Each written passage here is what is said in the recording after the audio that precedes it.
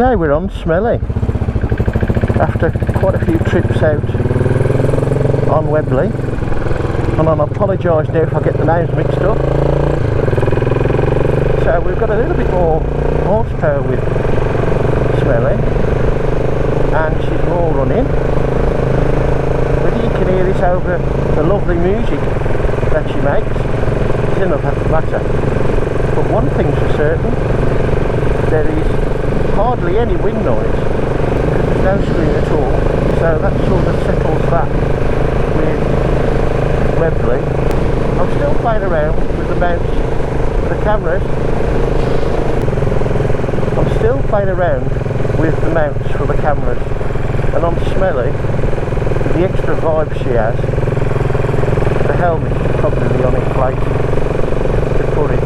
Not the best place, certainly not the best place for a point of view and getting a feel for being on the bike. It's a little bit sterile in that respect.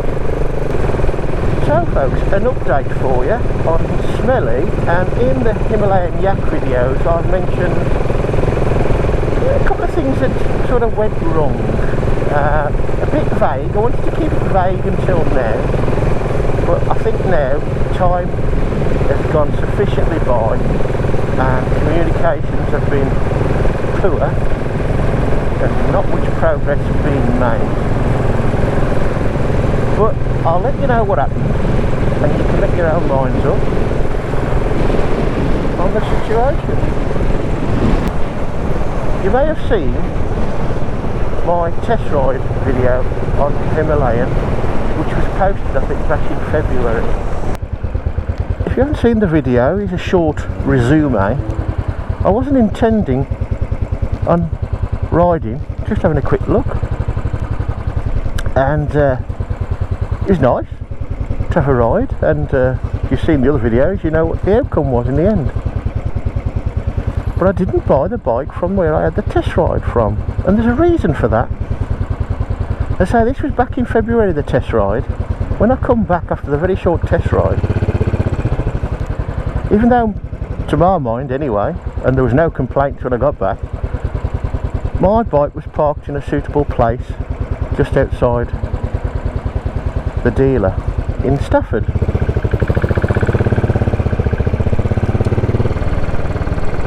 Anyway, we got yakking, all friendly enough, and to be fair, it still has been, although it's just got frustrating. I was told, I owe you a mirror. And I went, ah, what? Yeah, what it was, I had to move your bike, but you left the steering lock on. Well, yeah. And he said he didn't drop Smle, but he said he broke the mirror on his stomach, leaning against him.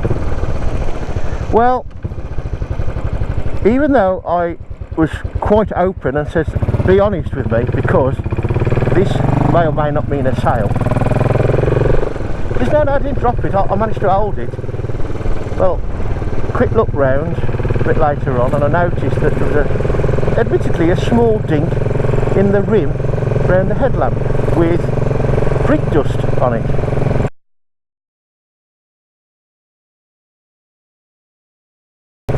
Now, it's only a small dink, a bit of scratching if you like as well, but that ain't the point, it wasn't there before.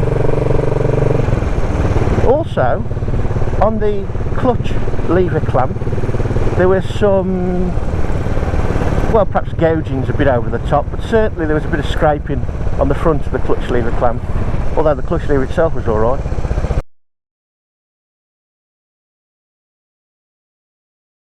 And again, not a great deal, but not there before. There's also some scratch marks on the cable. Now there was also some paint missing off the, I suppose what we could call an ear, the little bracket that sticks out of the side stand for your heel to put the side stand down. Now, whilst this I didn't mention at the time, because it's a fair assumption I suppose that it could have worn off with my heel, but later inspection showed that there was dust, brick dust, that sort of thing on it as well, and it was quite like somebody had been at it with a little stroke of a file, if you like, which a rubberised heel wouldn't do. Anyway, I didn't mention that, I thought, well, it's a possibility. So I mentioned the headlight rim, the mirror obviously, that was obvious, and the clutch lever clamp. That was February. The very short story is we're now just a couple of days away from May, and after some communication, some by phone, some by email, it's been a bit disjointed and of late non-existent. About 2.5 weeks ago now, some parts arrived. I didn't know they were coming, but when it's got Royal Enfield all over it, I thought, inside the box was a clutch lever clamp and a complete headlight. Not just the rim, a complete headlight. You might be thinking, well, what's your problem? You've got more than was damaged. It was a headlight off a bullet. And guess what, folks? It ain't the same.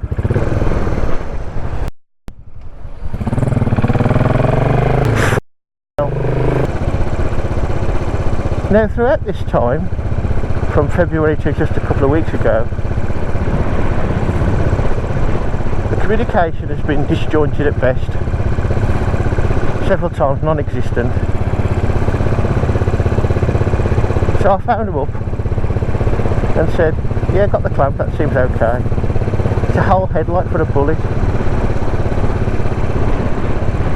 I'll get on to him. I'll get to him tomorrow because it was the afternoon, fair enough.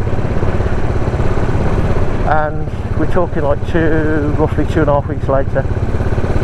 No response. And I'm fed up of chasing. Anyway, in the run I went to Hitchcock's on Webley. I managed to pick up a rim. I shouldn't have done, I know, and I'm annoyed with myself for doing it. I picked up a headlight rim for 15 quid all in. The point being, if he'd have found Hitchcock's, he'd have saved himself a lot of...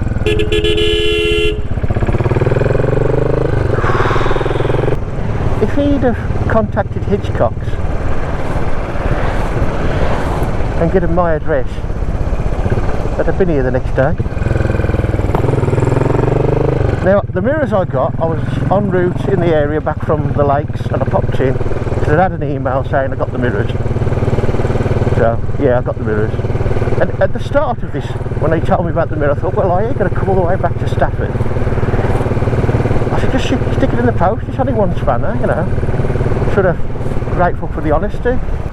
Putting the clamp on was a bit more difficult because I couldn't get the end weight out. Fortunately, the grub screw, like the security grub screw, underneath the clamp of the handlebar into the tube, that was easy to get out. Well, not too easy, you know, it come out nicely. Then it's just a case of undoing an Allen bolt, and there you are. Unclip the wires for the clutch switch, the 2 bolts for the clamp, one for the clamp and one to tip the lever out. That's the problem, you see, because it's not a split clamp. It's just got one bolt that secures the clamp to the handlebar, so you can't take 2 bolts out, take the 2 halves away because there isn't 2 halves. So you've got to take the clamp out one end or the other of the handlebar. I will leave it to your own discretion about the dealer in Stafford and whether you deal with them again. I think from February till, shall we say, almost the end of April is more than enough time. I was told it was getting the parts from Royal Enfield that was a problem, so go to Hitchcock's. But the communication issues make things far worse than perhaps things should be. One thing I'm forever doing on Smle is not being able to get used to the 5-speed boxes after many years of a 6-speed box. You've got the gear selection indicator on Webley, but you haven't got it on Smle, so I've got it neutral instead of second. Now, I mentioned the broken mirror, but once you're doing about 25, say, miles an hour, they ain't much use. They dance around a bit too much. I mean, it's okay. I mean, you can see to look look at your elbow. And it is a bit of a blur, but it's enough to see to do things like overtake, that sort of thing. And I know a lot of people remove them and put the alloy bar end type on, but that makes Smle wider, which I don't want. And I do like originality, because it's far easier to keep original than it is to get back to it. Smle is due certainly a new rear tyre soon.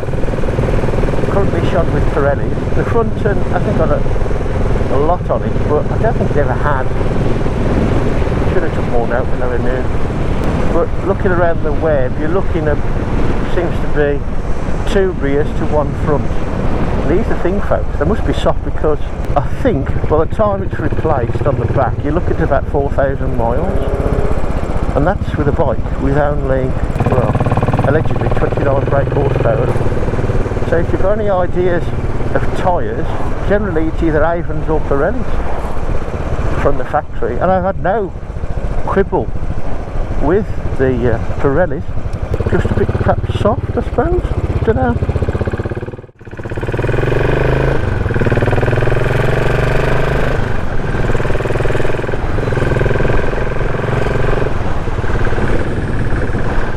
Going a little bit of a different way home tonight for a change. It will be mostly my test route. Scab chocolate! I've had no Cadbury's since the Yanks bought them out, and I don't intend to. Greedy shareholders.